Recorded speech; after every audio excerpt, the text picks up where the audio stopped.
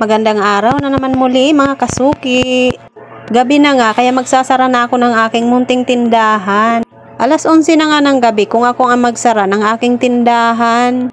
Kahit nga wala naman masyadong bumibili ay hindi pa rin nga ako nagsasara dahil ito na rin nga ang nakasanayang kong oras. Paano ba naman, dati maraming laman ang tindahan ko kaya kahit magsara ako ng hating gabi ay okay lang, marami pa rin bumibili. Ganyan nga lang ang pangsara ko sa aking tindahan, ibinababa ko nga lang yan pagdating ng umaga. Oh, wala kayong ganyan, ako lang ang meron kaya walang kokontra, charis. Pagkatapos ko nga magsara, inaayos ko naman ang aking binta. Akala mo talaga may aayusin ay wala ka namang binta, charis. Dahil nga wala na masyadong laman ang aking tindahan, kaya naman kunti na lang din ang binta ko sa isang araw. Ang tagal mo pang magbilang dyan, ay kaunti lang naman pala binta mo, charis. Binubukod ko rin nga ang aking mga barya para pagdating ng umaga ay panibagong binta na naman. Ganyan nga ang ginagawa ko sa binta ko kada gabi para iwas kupit, charis. Mindset ba? Mindset. Anong kala nyo? Kayo lang may utak, charis. Oh, nagyabang ka na naman. Totoo namang wala kang utak, charis. Wag na kayong kumontra, ako lang to. Kita nyo naman kung todo balot pa ng plastic ang mga barya ko para talagang hindi makita ng gustong mangupit.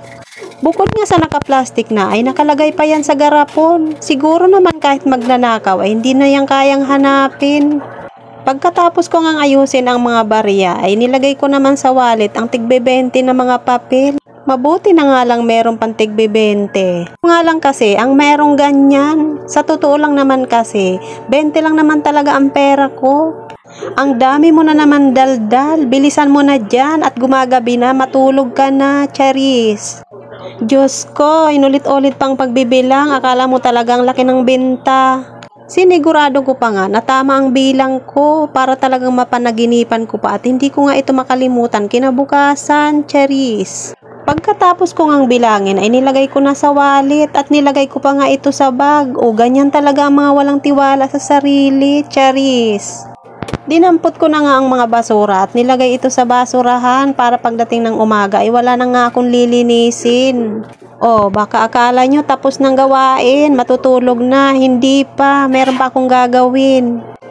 Kumuha na nga ako ng bag at liligpitin ko naman ang iba ko pang paninda. Dahil nga marami akong alagang bubuwit dito sa aking bahay, kaya naman liligpitin ko ang aking mga kape. Pag hindi ko nga kasi ito niligpit, ay sigurado pag gising ko sa umaga ay wala na akong ititinda. Kaya naman kahit pagod na at inaantok na, ay kailangan ko patanggalin isa-isa ang aking mga kape. Loko kayo mga daga kayo, kung mautak kayo mas mautak ako sa inyo, charis. Kanya-kanyang diskarte lang yan pagdating sa mga daga, para-paraan para hindi tayo maisahan, charis.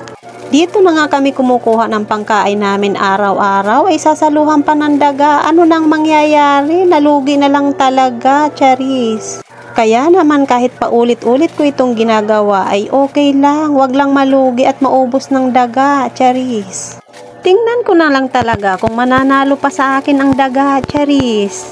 Itinatabi ko pa nga yung bag na yan kung saan ako natutulog para talagang siguradong hindi mapuntahan ng daga. Wais to, oy, hindi mo ako maisahang daga ka, charis.